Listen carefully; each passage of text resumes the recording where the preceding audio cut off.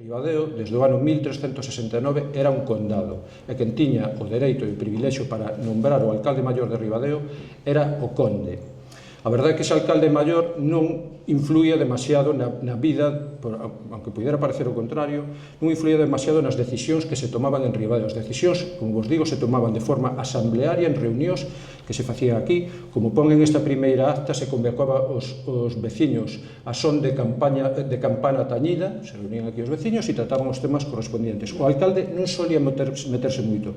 As funcións do alcalde, dese alcalde nombrado por o conde, eran basicamente unha función de xuiz, era o que administraba xustiza na vila, cando había un problema de algún tipo, el era o xuiz que en primeira instancia impartía xusticia, aparte de administrar as rentas e os impostos que lle correspondían legalmente ao conde de Ribadeo.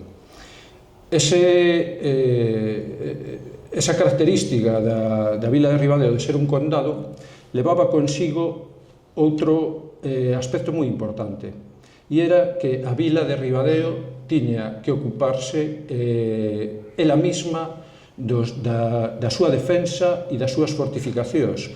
O sea, a vila de Ribadeo non estaba protexida por os exércitos da corona, por os exércitos do rei, nin estaba fortificada gracias ao imperio ou á corona. A vila de Ribadeo, por feito de ser un condado, se tiña que defender por os seus medios e fortificarse por os seus medios. Non dependía para nada sí dependía da corona, pero era responsabilidade da propia vila, do propio condado, organizar as súas defensas con a súa xente e con as súas fortificacións. Entón, desde a Edad Media, e por o propio interés dos cidadáns ribadenses, e por iniciativa deles, era a súa responsabilidade, estuvo sempre razonablemente ben fortificada. En primeiro lugar, o primeiro elemento de fortificación medieval con que contou a vila foi a muralla que rodeaba toda o actual casco antigo da vila. Aí tedes reflexado o espazo que ocupaba o recinto amurallado, con as súas portas principais, alguna porta secundaria. Está marcado aí con un cuadriño rojo onde estamos ahora mismo, na capela da Atalaya, un pouco para que vos situedes, sobre todo os que non sodes de Ribadeo. E, como vos digo, desde a Edad Media a vila estaba circundada por unha muralla, da que conservamos un sector representativo, moi modificado, moi alterado, pero como un sector representativo da muralla o conservamos na Rúa da Muralla, precisamente, que ten ese nome. Bien, además desta muralla defensiva, o outro elemento, a outra fortificación de importancia da vila era, lógicamente, o castelo ou a fortaleza do Conde, que estaba situado, como os de Ribadeo ben sabedes, onde actualmente está a Torre dos Moreno. Un castelo, unha fortaleza, por desgracia desaparecida na actualidade, pero da que, conservamos algunhas fotos, como esa que vos poño aí, da Torre do Homenaxe. Basicamente, eran as defensas medievais con as que contaba a vila, unhas defensas pensadas para ataques a través dos medios que había en época medieval, que era con armas, que eran espadas, lanzas, flechas, pedradas. Basicamente, os conflictos, os enfrontamentos bélicos desa época eran casi corpo a corpo, con o cual, o estar a vila rodeada dunha muralla e con un castelo era tan sencillo como encerrarse aquí e punto. Non había ataques efectivos porque a base de espadas, lanzas, flechas e pedradas, estando encerrados dentro da muralla, non había maiores problemas. Vale, entón partimos desas defensas iniciais medievais da vila. Pero vamos a volver outra vez ás reunións que había aquí fai 500 anos, en torno ao ano 1536, nas que, como vos decía, se trataban os problemas fundamentais da vila e se tomaban as decisións entre todos os veciños, de forma asamblearia. En estas primeiras actas dos anos 30 do século XVI, un dos temas que aparece recurrentemente nas actas están relacionados con as continuas guerras e, por tanto, con as fortificacións e defensas que había que organizar da vila.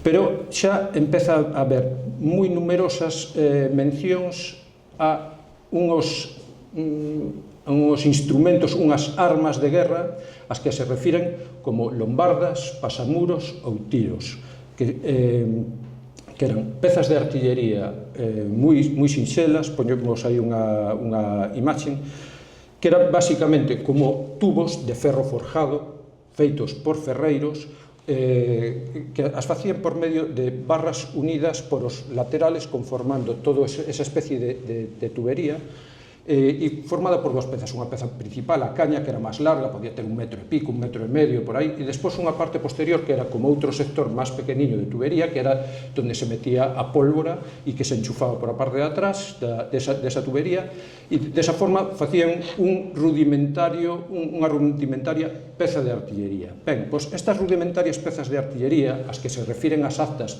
desta época, como vos decía, como as que se chaman lombardas, tamén se refiren a elas como pasamuros ou simplemente como tiros de pólvora, empezan a aparecer xa con certa asiduidade, sobre todo para decir que é conveniente ante unha nova guerra que acaba de empezar con Francia, que é basicamente o enemigo máis habitual en esta época, en estos anos, nos anos 30 do século XVI. Se dan órdenes e se acorda revisar a artillería, a ver en que condicións están, reatarlas, porque estas pezas, como vedes aí na imaxe, estaban situadas sobre unha estructura de madeira a que se ataban, e entonces as órdenes ou as decisións que se tomaban aquí, bueno, pois hai que revisar esas ataduras, ver como están, se están en condicións de ser utilizadas estas lombardas. Que quer decir isto? Que xa en esos anos do século XVI as guerras típicamente medievales, con espadas, lanzas, pedradas e puñetazos, xa estaba quedando atrás, xa se empezaban a utilizar pezas de artillería. Xa había en Ribadeo pezas de artillería moi rudimentarias, como vedes, pero xa había estas pezas, e xa las había desde antes, porque o que se refiren é que é conveniente revisarlas, ver como están, e comprobar, reatarlas, comprobar esos cordaxes, etc. Vale? Onde estaban situadas esas pezas de artillería? Bueno, pois tamén gracias a esas actas sabemos que un dos lugares onde había pezas de artillería deste tipo, estas lombardas, eran en un lugar ao que se refiren como Torre Vella e tamén en outras ocasións como Torre das Cabanas. Poñovos aí un dibuixo do ano 1605, un pouco posterior á época que estou tratando, estou falando basicamente do século XVI, pero temos este dibuixo do ano 1605, recén comenzados o século XVII, donde se ve claramente uns barcos situados, pon aí, surgidero seguro. O surgidero ou surxideiro era o fondeadeiro onde quedaban situados os barcos que precisaban de maior calado. Como podedes ver, na parte inferior de onde están dibuixados esos barcos, pon San Miguel, é a capela de San Miguel, que quer decir que o fondeadeiro histórico, o antigo fondeadeiro do Porto de Ribadeo estaba situado fronte á capela de San Miguel. A dereita da capela de San Miguel, vedes que pon Guimarán, e hacia a izquierda da imaxe podéis ver un islote e moi simplemente trazado aí unha torre e pon Torre Vieja. Bueno, pois en esa torre estaban situadas algunhas destas rudimentarias pezas de artillería, estas lombardas, non? Os que sodes de Ribadeo, supoño que a vista deste dibuixo, con esa referencia a Capela de San Miguel, a Guimarán e a esa islote onde estaba situada a torre, supoño que máis ou menos vos facedes unha idea de onde estaba esa torre. A ver, sobre todo arriba. Donde? Donde estaba ese islote e donde estaba esa torre encima dese islote? Pois estaba aquí, donde hoxe temos a pasarela onde estuvo o cargadeiro. Vale? Estaba en ese islote onde se apoia o cargadeiro. E facendo un pouco un exercicio de imaginación, donde está esa pilastra central do cargadeiro, era onde estaba situada esa Torre Vella ou Torre das Cabanas. E se seguimos tirando a imaginación e aproveitando que está esa pilastra central do antigo cargadeiro en ese islote, se eliminamos o cargadeiro a pasarela e nos quedamos só con esa pilastra, este sería o aspecto aproximado que tendría esa Torre Vella, Torre das Cabanas, onde estaban situadas esas lombardas, esas pezas de artillería na década dos 30 do século XVI. Vale? Se sabe por as actas desas reunións que había nesta capela que se fixeron varias revisións a artillería situada nesta torre e que había pezas situadas na parte alta da torre que serían as lombardas dun tamaño máis pequeno e as lombardas que eran un pouco máis grandes estaban situadas ao pé da torre, estaban abaixo, vale?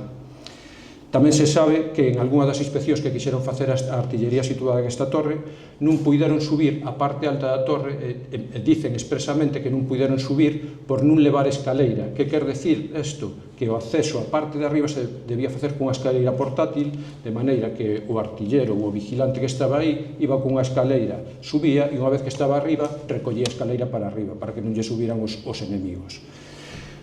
Aunque aquí estaban situadas, como vos digo, pezas de artillería, sigue sendo unha estructura, unha fortificación de claro aspecto medieval. Estamos vendo que é unha torre reutilizada de alguna maneira para o empleo de artillería, pero non deixa de ser unha estructura, unha fortificación con claro aspecto medieval e con claro orixe medieval, non?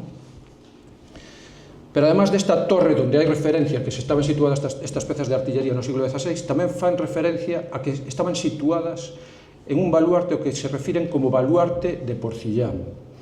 Por documentación posterior, pleitos que hubo e documentación diversa, sabemos que ese baluarte de Porcillán ao que se refiren estaba en este espazo triangular, o que todos os ribadenses conocemos moi ben e non lle damos ninguna importancia porque parece aí un pequeno xardín, normalmente moi descuidado, sin ninguna trascendencia. Bueno, pues este é un sitio importantísimo na historia de Ribadeo. En este lugar estuvo situado o primeiro hospital que hubo en Ribadeo, probablemente fundado en torno ao siglo XIII. Era o Hospital de Santiago, seguro que íntimamente relacionado con os peregrinos a Santiago de Compostela. De feito, en moita documentación, a este punto, a este peñasco que había aquí, chamanlle a pena do hospital. Incluso cando se fixo este baluarte de Porcillán no siglo XVI, fan referencia que este baluarte se construe ao lado do hospital, co cual temos absoluta seguridade de que en este punto era onde estaba situado ese hospital de Santiago con orixe, como vos digo, probablemente no século XIII. No momento en que se fixo o baluarte de Porcillán, ese hospital seguramente foi destruído, non? Precisamente para facer este baluarte.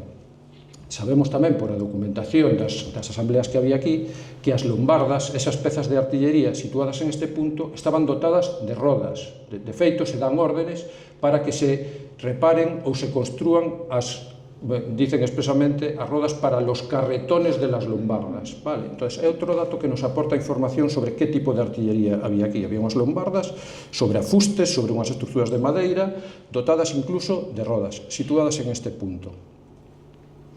Temos este dibuixo sacado do Ribadeo Antigo de Francisco Lanza, é un dibuixo que debe ser de finais do século XIX, donde vemos que no punto onde estaba situado ese baluarte de Porcillán xa se reaproveitaron os seus muros para facer un almacén, puxeron un techo encima e lo utilizaban de almacén. Pero no seu trazado en este dibuixo podemos aínda adivinar como podía ser aproximadamente o alzado dese baluarte de Porcillán. Incluso as ventanas que se ven en ese almacén é altamente probable que coincidan con os antigos huecos por os que asomaban as pezas de artillería. Como vedes en este dibuixo, foi posteriormente reutilizado como almacén no século XIX. Temos un dibuixo aínda un pouco anterior a este, precisamente, aí o temos, procedente de un pleito que se conserva a documentación no Arquivo Reino de Galicia na Coruña. E vemos un dibuixo en planta de como era ese baluarte. E vemos que é un baluarte de planta triangular. Antes veíamos que eran uns muros baixos, aunque, bueno, aquí xa está moi evolucionado, o sea, está moi destruído o baluarte, pero por lo menos vemos como era o seu trazado en planta, un trazado triangular e con muros baixos. Isto é unha evolución fundamental nas fortificacións, porque estamos pasando de unhas fortificacións medievais onde predominan muros altos, muros grosos, torres, castelos, que cuanto máis altos, máis seguridade daban, estamos pasando a outro tipo de estructuras poligonales, en este caso de planta triangular, muros baixos, por un feito ten unha explicación moi clara, para ofrecer un menor espazo de impacto da artillería enemiga. Entón, xa non se precisan muros tan altos, simplemente se necesitan uns muros que cubran esas pezas de artillería que están aí e non ofrezcan un blanco demasiado grande para a artillería enemiga que vendría lógicamente montada en barcos enemigos que entraran na ría. Bueno, como vos digo, este é un elemento de fortificación moi importante porque estamos no tránsito da fortificación medieval hacia a fortificación que se denomina abaluartada. Estamos aínda en un momento moi primixenio deste tipo de fortificación abaluartada, pero xa empezamos a ter esas trazas. E sabemos da existencia deste baluarte xa en 1536 porque xa se fan mencións a este baluarte en esas primeiras actas, en esas actas máis antiguas que conservamos no forte. Pero en esas actas se fai referencia a que é necesaria a reparación ou facer algunha modificación a este baluarte, con o cual sabemos que a súa construción é anterior a 1536. Pero realmente, cando foi feito este baluarte de Porcillán con este trazado xa que empeza a aparecerse as fortificacións abaluartadas? Bueno, pois se dá circunstancia que creo que foi ano pasado, presentou este libro, La tierra de Ribadeo e su entorno, a catedrática María Josefa Sanz Fuentes, da Universidade de Oviedo. En este libro recolle e transcribe un pleito que hubo entre os anos 1530 e 1533, o sea, anterior ás actas que conservamos en Ribadeo, e en este pleito o que se dirime é unha petición que fai, ou casi unha exigencia que fai o Concello de Castropol en Asturias, para que desde a vila de Ribadeo se contribuya a pagar a reconstrucción dunha ponte que había en Porcía, ao lado de Tapia de Casariego. Desde o Concello de Castropol dicen que esa ponte tamén daba servicio ao comercio de Ribadeo e que a vila de Ribadeo tiña que contribuir económicamente a súa reconstrucción porque caera. Ben, desde o Concello de Ribadeo, primeiro, dicen que o servicio que lle dá esa ponte situada en Tapia de Casariego ao seu comercio é mínimo, entón que entenden que non teñen por que participar na financiación da súa reconstrucción.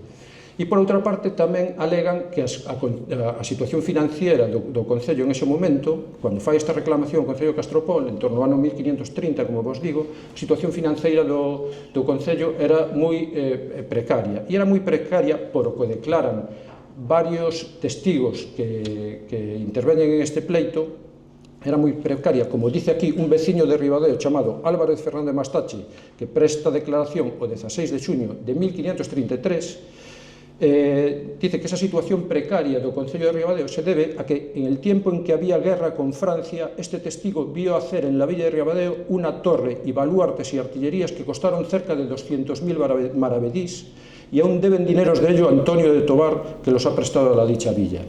Con este sencillo párrafo, este señor, este vecino de Ribadeo, Álvarez Fernández Mastache, nos está dando un montón de información sobre este baluarte de Porcillán.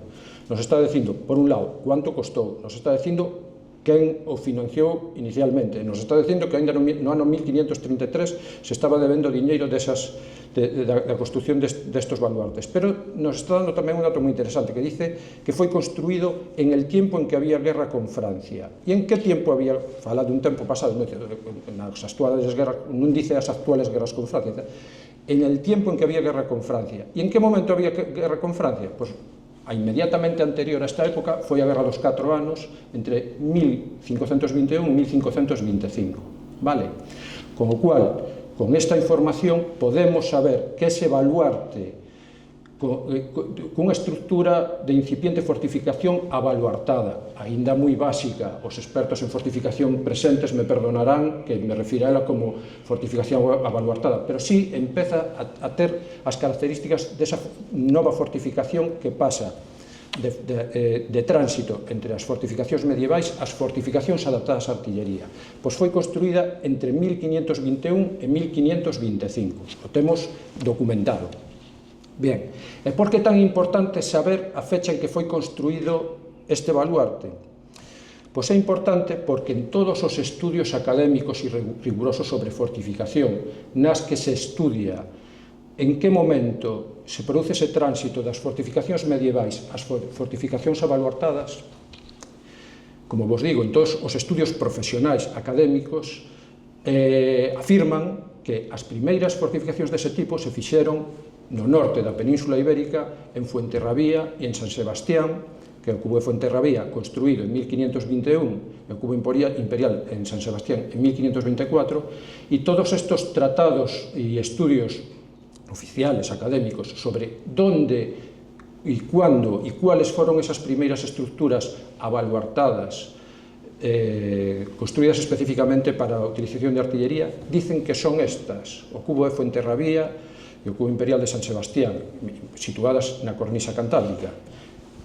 Como acabades de ver, o baluarte de Porcillán, con unha planta triangular, unha estructura que xa, con esos indicios de estructura de fortificación baluartada, foi construída entre os anos 1521 e 1525. É dicir, é coetánea do cubo de Fuenterrabía e do cubo imperial de San Sebastián.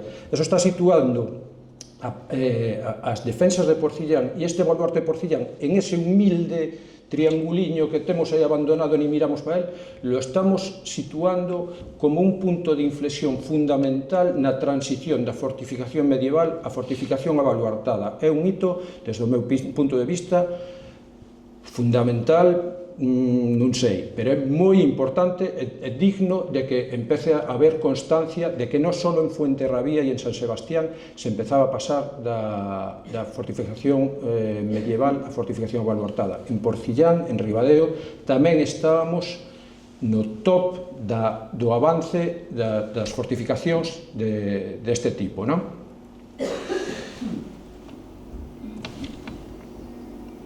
En esta vista que temos xeral debe ser dos anos 60, calculo aproximadamente, ainda estaba sin facer o paseo marítimo, podemos ter unha visión xeral desas fortificacións as que acabo de facer referencia. A Torre Vella, situada, como vos comentaba, donde despois estuvo o cargadeiro de mineral, o actual mirador, e o baluarte de Porcillán, do que vos acabo de falar, insisto, un elemento fundamental da transición de fortificación medieval a baluartada e dos primeiros que seguramente houve. Por certo, me olvidei de comentar antes, volvo á diapositiva anterior, que esas fortificacións de planta triangular abaluartadas, como veis, en Fuenterrabía e San Sebastián e a de Ribadeo, é moi posible que a de Ribadeo, a de Porcillán, se fixera por influencia precisamente de barcos que chegaran de Fuenterrabía e de San Sebastián, con os que había un comercio, temos documentado a constatación, que había un comercio moi habitual con barcos que procedían de aí. Entón, é moi posible que ese baluarte que se fixo en Porcillán con ese trazado fora xa por influencia de mariñeiros que chegaran a barcos que chegaran procedentes de Fuenterrabía ou de San Sebastián e que xa máis ou menos puderan dar idea de como se podían facer este tipo de fortificacións. E agora non sei por que me pasou aquí, disculpade que agora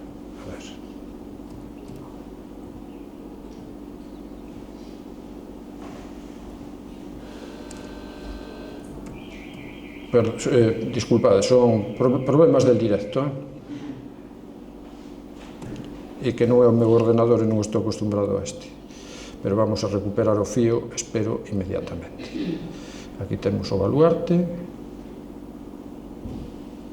aquí temos. Bueno, ben, esta imaxe xeral, máis ou menos anos 60, onde vemos a posición onde estaba a Torre Vella, con as súas bellas lombardas, esas pezas de artillería rudimentarias que vos decía, o baluarte de Porcillán, tamén con esas lombardas sobre afustes, sobre carretóns dotados de rodas, esa situación que tiñamos no siglo XVI.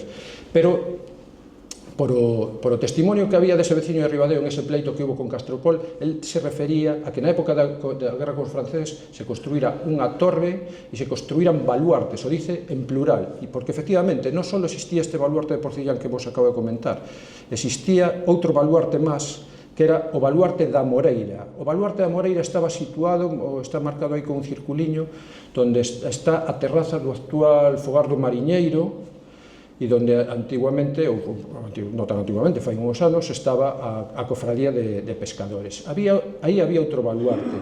A entrada, o embarcadero de Porcillán, por lo tanto, estaba defendida por a súa zona sur, por o baluarte chamado Baluarte de Porcillán, en esa pena do hospital, situado en esa pena do hospital, e por a parte norte estaba defendido por ese baluarte da Moreira. Aquí o vemos con un pouco máis detalle, unha fotografía actual, e en esa terraza, onde todos máis ou menos algunha vez tomamos unha cerveza, tomamos un café, pois aí había un baluarte construído en torno ao ano 1523 aproximadamente. Este baluarte estuvo normalmente utilizado por infantería, bueno, infantería, máis que infantería eran os paisanos de Ribadeo, pero armados con arcabuces e con mosquetes. Aquí normalmente non se situou artillería, non porque non se quixera, sino porque non había artillería suficiente para situar en todos os puntos. Vale, entón, este era un punto no que estaba pensado, ou se utilizaba sobre todo, para defender un posible desembarco enemigo en Porcillán e defenderse a base de disparos de arcabuz ou de mosquete, non? O gran problema que presentaba ese baluarte de Porcillán é que a xente que estuvera aí con arcabuces ou con mosquetes, en caso de verse sobrepasados por os enemigos, para retirarse hasta o recinto amurallado, tiñen que atravesar toda a esplanada de Porcillán e quedaban totalmente a vista do enemigo e podían ser facilmente batidos por o enemigo para desplazarse desde ese baluarte da Moreira a protexerse dentro do recinto amurallado. Entón, a mediados do siglo XVI, o que se planteou foi facer un muro que unira ese baluarte da Moreira, aproximarlo, por lo menos un muro que se acercara hacia o recinto amurallado, de forma que se veían sobrepasados os defensores que estaban situados en ese punto, puderan ir respaldados por detrás de un muro hacia a zona, hacia atrás, atravesar toda a esplanada de Porcillán para chegar hasta o recinto amurallado, estando mínimamente protegidos. Como vos digo, se tratou de facer esa obra de ampliación, de mellora dese baluarte a mediados do siglo XVI, pero caeron na cuenta de que era mellor os poucos diñeiros que tiña a vila gastarlos en comprar nova artillería. Vale, entón, non había diñeiro para todo. Se facía fortificación ou se compraba artillería. E tomaron a decisión de comprar artillería nova, con o cual quedou sin facer esa ampliación do baluarte. Si se sabe que fixeron unha especie de empalizada con troncos hincados para ter unhas mínimas defensas. Pero si se dá unha circunstancia moi curiosa cando se planteou esa ampliación, esas melloras da defensa deste baluarte, con esta casa que temos ao lado, que os veciños de Ribadeo a maioría conocéis como a Casa de Pastora, se non estou moi equivocado, Virginia me confirmas que é así, bueno, esa casa que está ao lado, non sei se podo meter aquí o cursor na imaxe, sí, esta casa que está aquí, con estes balcóns típicos. Ben, no século XVI, esta casa ocupaba solo o espacio de arriba, o que podíamos decir, o que agora vemos aquí como unha primeira planta. A casa estaba aquí e estaba apoiada sobre unhos postes de madeira na roca. Lógicamente non existía o muelle que estamos vendo aí, había directamente roca. E esta casa, como vos digo, estaba apoiada en unhos postes directamente sobre a roca.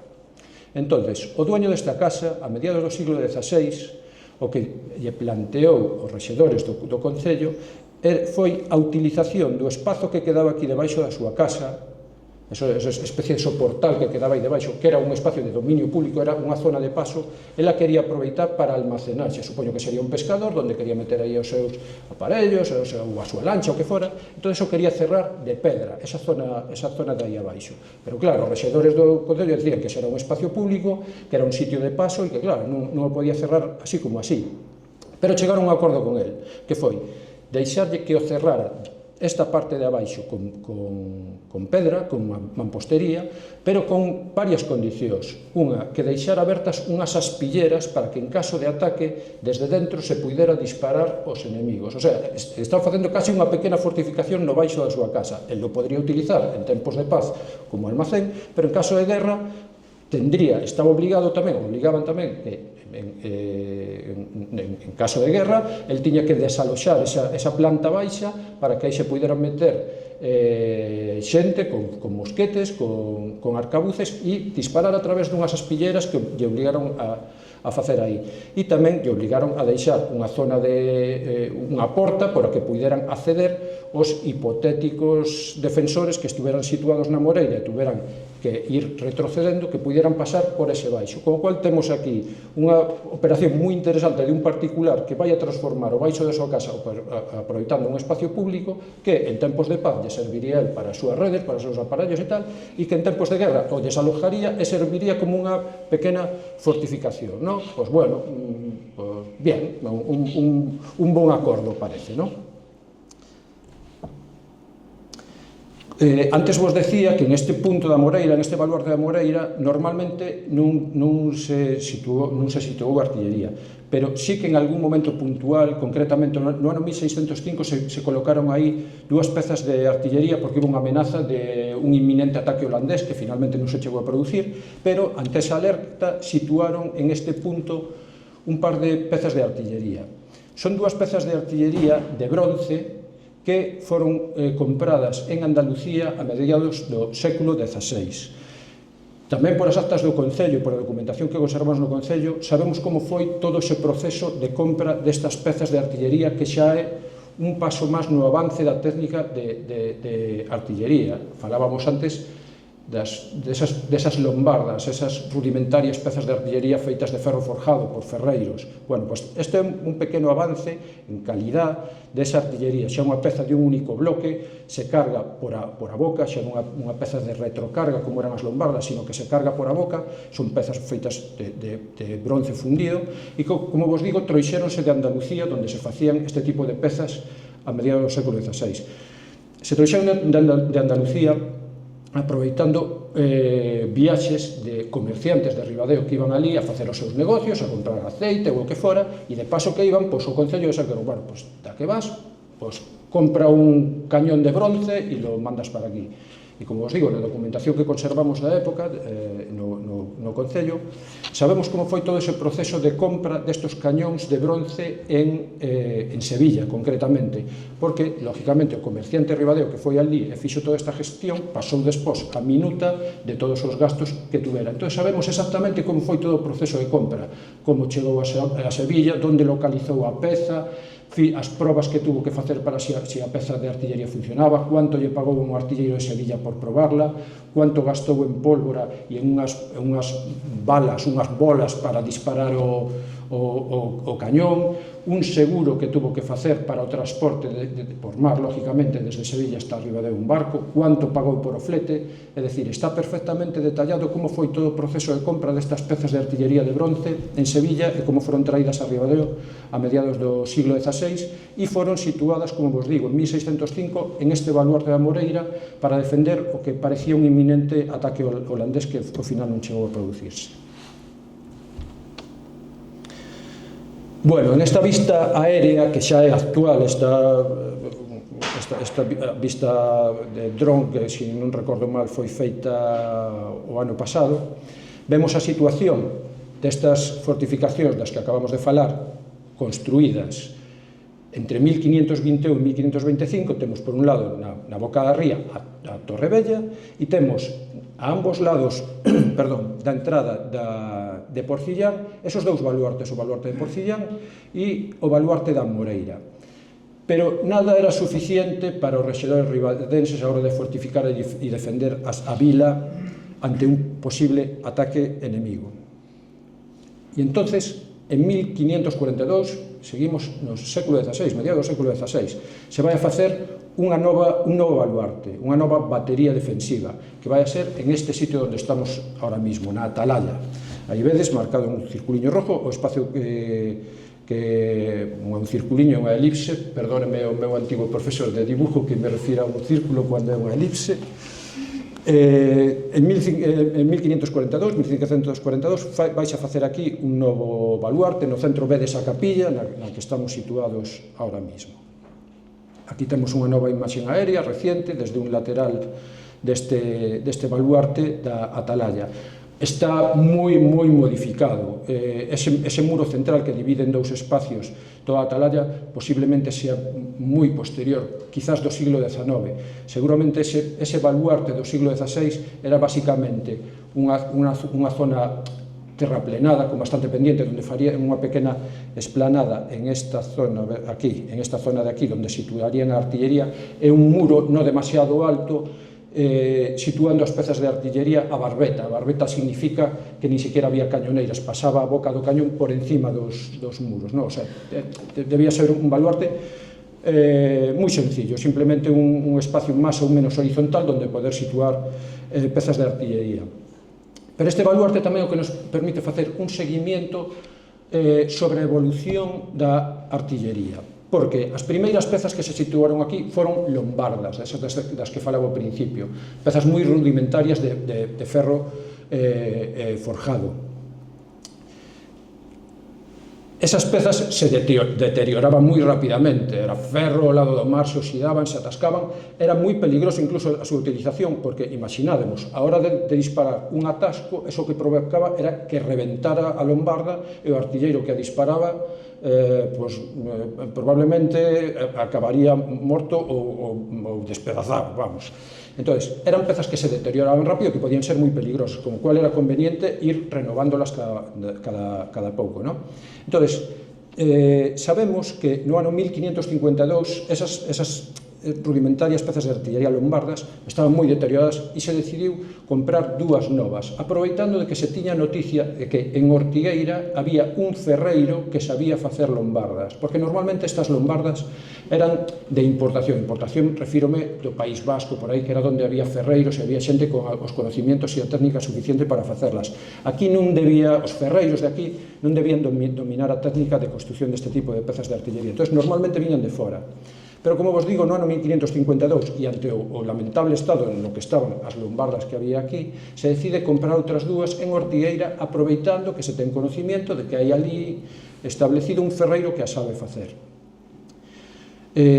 O ano pasado estuven con o señor Hermida, que nos acompaña entre o público, facendo unhas indagacións por ali pola zona de Ortigueira, a ver se éramos capaces 500 anos despois, de saber onde podía estar aquel ferreiro do que temos constancia por primeira vez en toda Galicia, a primeira referencia documental que a día de hoy temos sobre a construción de lombardas en Galicia, en Ortigueira. Bueno, pois como decía, con o señor Hermida estuvemos por ali un par de veces, meténdonos en un río, resbalando e caendo en algunha ocasión, e ao final, aunque parezca increíble, 500 anos despois, os dimos con algún indicio de onde podía estar esta ferrería. Estamos preparando un traballo que publicaremos para o ano próximo, seguramente, na revista Terra de Ortegal, e entre a documentación que conservamos en Ribadeo e o que puidemos ir vendo sobre o terreno en Ortigueira, creo que vai ser un traballo moi interesante, onde temos xa identificado o nombre do ferreiro, a súa procedencia, quanto costaron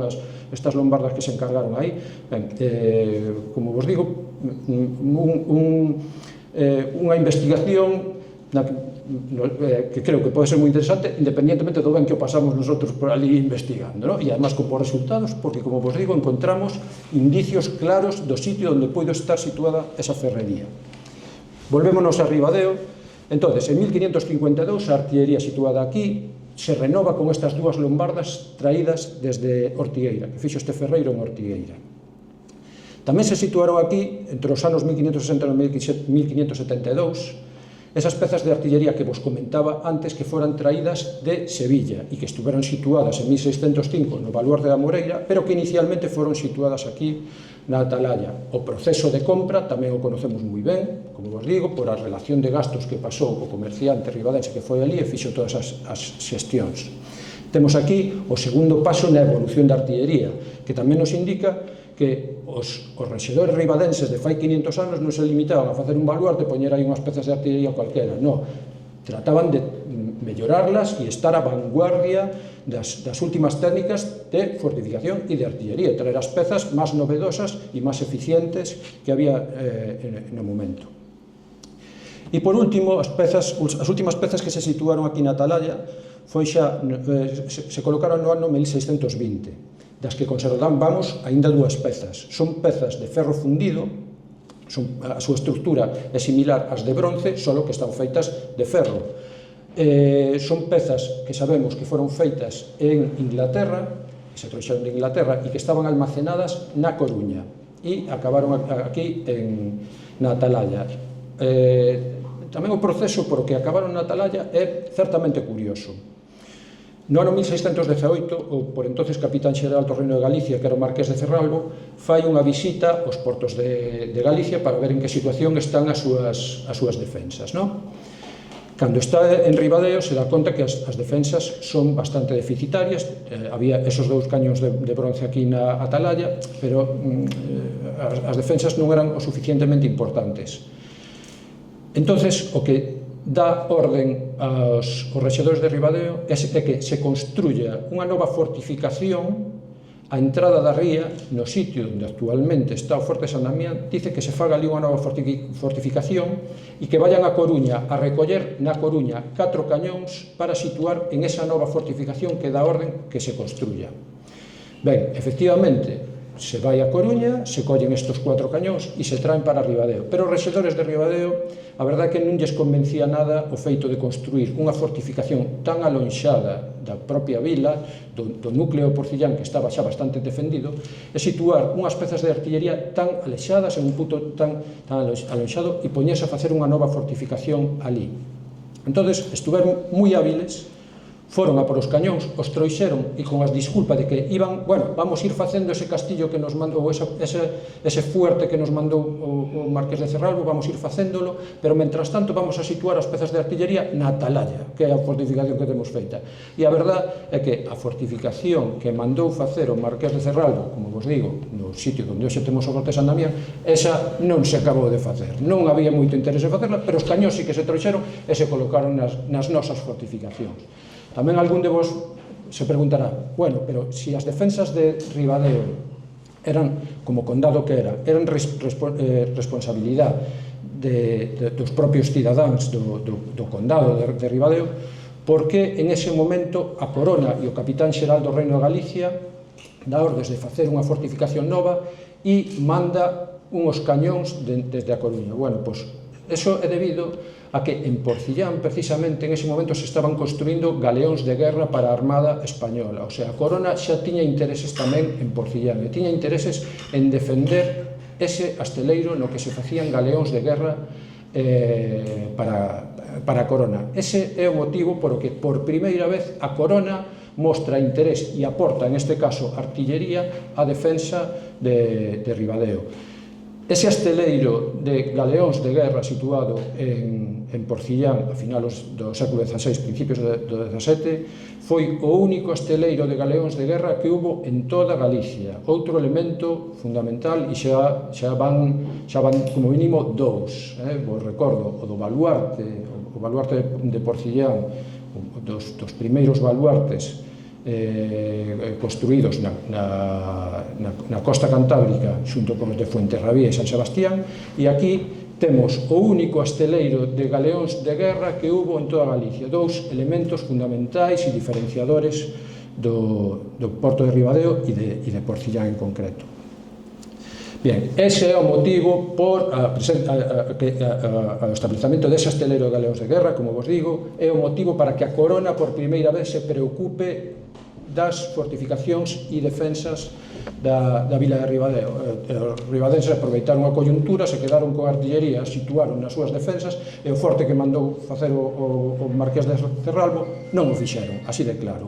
Hubo que esperar hasta o ano 1624, que xa sendo capitán xeral o Marqués de San Damián, Juan Alonso Idiáquez, tuvo que vir el personalmente con soldados e con xente a construir o Forte de San Damián, que se chama Forte de San Damián precisamente porque quen lo fixo foi o Marqués de San Damián, e así xa se asegurou de que se facía o forte e situaron aí pezas, e aí é onde temos o inicio desa fortificación emblemática en Ribadeo que é o Forte de San Damián, non?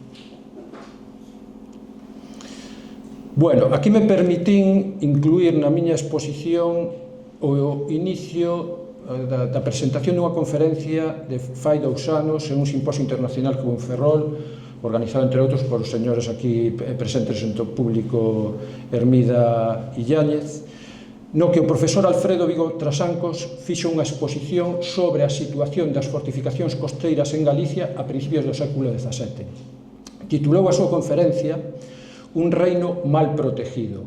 E en esta conferencia, está colgada en internet, en YouTube, a pode ver quen queira, o profesor Alfredo Vigo, unha eminencia en temas de fortificación en Galicia, o que viu a demostrar e o que viu a expoñer en esta conferencia de fai 2 anos é que a principios do século XVII os portos de Galicia e a costa de Galicia en xeral estaba pésimamente defendida. O título dice, un reino mal protegido. Vale, frente a esa situación generalizada de un reino mal protegido, como acabamos de ver, ou como acabo de tratar de expoñer, O porto de Ribadeo non estaba ni moito menos mal protegido. Tiñamos, a principios do século XVII, o forte de San Damián, construído en 1624. Tiñamos a Torre Vella. Tiñamos os dous baluartes na entrada da Darsa de Porcillán, construído xa a principios do século XVI. Os primeiros baluartes feitos en toda a cornisa cantábrica xunto con os de Fuenterrabía e San Sebastián.